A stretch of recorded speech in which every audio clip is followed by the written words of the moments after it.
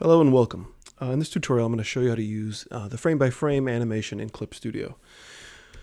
I'm going to go to New File, and I'm going to click on the Animation tab and use a preset. I'm going to use a preset 1920 by 1080 with a 192 dpi resolution. I'm using the EX version, so I have unlimited amount of frames that I can use. If you're using the Pro version, you're limited to 24, and at the end, I'll show you how to kind of cheat that. I'm just going to hit OK and open up a new file. I'm assuming you kind of have drawn or painted with Clip Studio before, so I'm not going to go over that. It's primarily going to be about how it works with the frame animation. You will need to see the timeline. If you can't see that, go up to Window and grab your timeline there. Whenever you make an animation file in Clip Studio, it automatically puts one new animation folder in there for you. If you don't see that, if you don't have that, you can click right here on the timeline, and that will make an animation folder. Animation folders in Clip Studio are just kind of special folders in that they have the frames in them as layers, and they just show up at certain times. So right now I start frame 1, I have layer 1 over here. It's not incredibly important that you know that, but it might be useful for you in the future. So I have frame 1, and I'm just going to go ahead and just start drawing with whatever I have. Pencil tool is great for frame 1. I'm going to add another frame by just clicking right here, new animation cell, and to see that the frame before it, I have to turn on the onion skinning, which is right here, and then I can see my drawing prior. Then of course I can make my next keyframe, whatever might be happening to this face, to whatever drawing you have, right? And now I have 2 frames. Let's say you make a few keyframes, a few drawings, and you want to add a frame in between. There's a variety of ways you can do that. Number one is you can click and drag these frames anywhere you want. You highlight them and you can move them anywhere. And so I can move this over one space, go in between and add a new frame again, and then I have an in-between frame. You'll notice that your onion skinning is color coded to show you. In my case, I have green for the previous frame and some sort of blue for the next frame. And that's really helpful in a program to kind of see what frame is before and be able to add your drawing. You'll also see that it has a name called 1A, and that's just because it's essentially in between 1 and 2, so that's kind of how it works. You can also insert a frame by coming up to Animation and going down to Timeline and Insert Frame. And you can see that I've made this a shortcut because I use this a lot, and so you can also make it a shortcut if you'd like. You insert frame. This little dialog box comes up. It asks you how many frames you want to add, and then if you want to do the selected layers only or all of them. If this is unchecked, it will do all the layers here. So if you have multiple animation folders, which I'll get into shortly, it will essentially extend all of them. So I'm going to hit OK, and you'll see down here that it extended that. That way is very useful if you have like a lot of frames and you don't want to like drag a box over a lot of them, right, and move them around. And then I can also, of course, so that just made a space here. It didn't actually make a keyframe, and so if you want to add an actual animation cell, you can add another animation cell there too. And then you can draw that. And so you can see this again is named Layer 1B. There will be times when, let's see here, maybe in between, maybe before 1A, if I make another frame. You can see now it's called Layer 1 because, this program just doesn't understand how to name something between 1 and 1A. So just be aware of that if that gets confusing. You can always come over here is where you're going to change the actual name. So you can double click on this and you can call it whatever you want, right? If you get into lip syncing, of course, you can start to use the phonemes, whatever works for you. And then if you press I'm going to press F5 in my case to insert another frame and click a new animation cell. Now the computer knows like, oh, that was X, so the next one must be Y. And so that's how the naming kind of works. As you sort of draw, and let's say you want to go back to 1 or you want to use 1 again, you can go anywhere in the timeline and right click and you have access to all of the frames that you've already made. You also have a lot of cool ways to kind of, insert frame is right here too, so you don't even need to use my shortcut. But you can go back to 1 right there. And so now we have 1, and you'll notice that it's the same 1. So if I draw something new on this number 1, it's going to update and show on this layer 1. If there's ever a chance that you want to, let's say you want one primarily, but you want to make some slight changes and you don't want to affect this one, what you can do is you can duplicate this layer. And so let's see if it's in here. It's not in there, but it's in a shortcut. I've made it up here, and that's actually in layers. And so this is why it's useful to know that animation process in Clip Studio works with layers, because then you can go up here to layer and make a duplicate layer choice. I've made this an actual key, put it on the toolbox here because I use it that often, not often enough to have it up there. And so what happens is, as you can see over here, is it's made a duplicate of that and it called it one copy. And so you kind of have to pay attention if you do this a lot to what it's called over here in the panel. So if this is minimized, you probably want to spread that down so that you can actually see what it is. And so that is one copy. And so now if I come over here and I right click onto one copy, any changes I make to one copy will not show up on one, right? And so what's kind of interesting is you can use this for, so I just pressed, and I'm going to show you this too, I just pressed a new animation cell and it jumped from here to here. And that's because the distance between this and this is the same. And so it's guessing that you want to kind of follow the same frame rate. So whether you're shooting on 1s or 2s or 3s, it's guessing that you're doing that. So you might have to, go back and move it around to where you need it to. And then there it is. So let's say you have a really, detailed drawing. And so what you can do is you can make really detailed drawings, duplicate them, right? See what it's called. And now that's getting out of hand because it's just called a thing on a thing. So I'm just going to rename it N, and then right click and go to N. And then you can just kind of like slowly, add to an animation, right? And then just keep duplicating it. And then O. And you'll find a lot of reasons to use this. And so I can just use the eraser tool to make, like maybe have some mushrooms growing out of this guy's head. It's kind of a cool way to work. It's just very useful in terms of duplicating frames. So let's see here. Let's show a little bit about, how you will use let me zoom out a little bit here. How you'll use the sort of, just to kind of reiterate some things. So number one is, the recurrence of these frames. And so let me go backwards in time. So this one is lip synced. Let me open up the timeline so you can kind of see what's going on. Go to the very beginning. And so you can see that I've named these the actual sound that the face is making. And then so you make a few drawings, and of course these can repeat. So here's N once, and here's N again. And again, so how you do that is you start making the drawings. I name them what I wanted to name them so I could easily understand. And then I just go to that spot where I want it to be and right click and choose whatever that frame is. When you lip sync, and I can, if there's interest, just ask me and I can demo something in particular.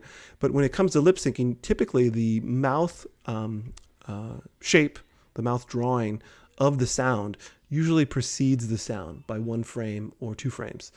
You can kind of play around with that. And it takes some getting used to, but that's something you can definitely do. All right. So let's kind of go over a little bit about how I would approach drawing. Let me zoom out here so you can see that and bring this timeline down. So typically, maybe I should show you more of the timeline just so you understand what's going on. So I have this guy that's going to get punched down. And so this is a really quick sketch layer, right? And I wanted to show this because, that's generally how you should animate in general, is that you should start with really sketchy layers. And at first I started to draw the hands, but then I realized that's secondary action and I should just focus on this form first. So I started erasing the hands just to get the form right and then kind of put that in. What you can do then is you can have your sketch or whatever layer over here, you can turn down the opacity. You got to make sure that you're not on an actual individual frame, but on the entire folder. So like this, if you see down here, that means I'm on that actual frame. If I come over here, click off, or maybe click off just so I don't have that. Now I can actually turn the opacity down, and then I could make a frame on top of it that I can then do more detail, which I did, right? So I did one that with more detail, and I just kind of slowly built that up to get what I wanted, right? So just, layer on top of layer until I'm happy with, what I have looking at the sketch underneath. What's also useful in Clip Studio is, let's say you're making an animation and you're unsure if either the drawing you made or the timing you made or whatever is good and you want to try a different variation. What I always do is I come over here and I duplicate the layer that I want to affect. So like, let's say this one, I like it, but I'm not sure if I should try something different with the hair, with the face or the eyes. You want to make sure that you keep the one that you have so that you can compare it. And so what I do is I drag and drop this into the new layer and then turn off the back one and then make any adjustments to this one, watch it, and then turn it off and turn back on the other one to kind of see. Make sense? I'm showing this one too because this has separate. What's great about any frame animation program is that you can, of course, have multiple animation layers that have different animations on it. So in this case, I have one that is the monster that's being beat down, and I have another that's the feet that are coming down. And that's because I don't want to have to draw the feet every time that the changes happen in the monster, or vice versa, where I have to move the feet now, but I don't want to have to redraw this character. So of course I just have that on separate layers, and you'll do that a lot. This one here, same thing, right? Like I have the face changing, right? If you can kind of see. So I have moments where this stays the same and this changes. So of course I would have that mouth and the face drawings on a separate layer here, then the body.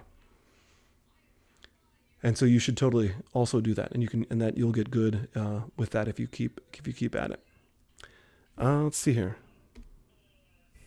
And let's go into, I think finally I'm going to go into how to colorize, and then how to kind of a way to cheat if you have the EX version.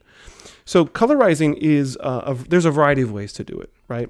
In some cases, what I'm doing here, I'll open up the timeline so you can better see, is I'm happy with the sketch layer here. So what I do is I just make a new animation folder underneath, and then that's where I colorize. And I typically do that underneath the drawing, just because I don't have great success doing it all on one layer. It doesn't fill properly. There's some white gaps between the line work and the fill, and that's just because of how I draw, the tools I use, and the fact that this is Clip Studio. It's not Animate, where it's a vector program that can fill directly to that space. But that's okay, because I like that, and I also like thinking about the fact that was someone's job back in the day, is to have a sheet of acetate that was painted with the black ink on the front, and then on the back side was painted by hand. And so that's one way you can do that. The benefits, there's some benefits and some drawbacks to this way. The drawbacks are if you make any adjustments, you have to really pay attention to I need one more frame here for the drawing. You also have to do it for the color, right? But I like doing it that way a lot. The other way to do that is in this case, to put it all in one animation folder. So I have this animation folder, and what I do is I have folders within folders, right? So I have this animation folder, and then I have this layer that has both the sketch and the color, and that folder is within there. And I'm going to show you real quick how to do that over here. So let me make a new animation cell and just make a shape that can easily be colorized. It's log, right? And so what you can do is you can come over here to P, you can right click on it, and we can create folder and insert layer. And what that will do is that will make the folder and insert the layer. And then what we can do is we can make a new layer, drag that underneath the P because that's where the drawing is. And then on this layer, we can add the coloring. You can get away a lot of times, depending on what kind of brush you're using, with the Paint Bucket tool. If you turn on Refer Other Layers and you choose a color, we can see if that works. That didn't work because I have a gap here. So let me go backwards and see if I can fix that. You can close the gap here, and see if that works. You can also, of course, if that doesn't work, come in with the pen tool and kind of quickly fill in those areas and then do that. If you work this way, it's kind of nice to do your coloring in between the sort of outline major shapes of the drawing and the detail. So like if I had a bunch of detail of this tree, it might be actually better to wait for that. And of course, you can even just come over here and add another layer and then add these drawings, add the detail. So you could even do that. And so this way is better because like if you have all these details, see how you're making all these little sections that the paint bucket tool wouldn't be able to fill in. So as you kind of work with this, you'll kind of get the hang of it, what works better for you and what sort of progress and flow works for you, right? Cool. All right, let's see here. And then the last thing I'll show is those of you that have, let's say you have EX versions, so you have a limited amount of frames, which this one is to 24. And so what I would do in this case is just animate, whatever you can to 24 frames. So here's drawing 24, and now I need more frames, but I can't have them. And then what, of course, I do is I just make a new animation folder. I make a new animation cell, and then if you want to, you can come back to here, turn down the opacity so you can actually see what's, it's kind of like onion skinning, then come back up to this new one and make the changes that you need, right? And then turn this one off and then drag this over, and then you can start again from here. We can keep adding frames. And that's, of course, a giant pain in the butt, but it allows you to use the EX version to do multiple frames without exporting and then kind of looking at it later. Of course, when it comes time to actually export this, you'll have to export with each one on, right? And then export it out, turn back the opacity. But it is a way to if you're looking to save some money, to do that. And then I think that should be it. If you have any questions, let me know. I'm happy to go over some other things.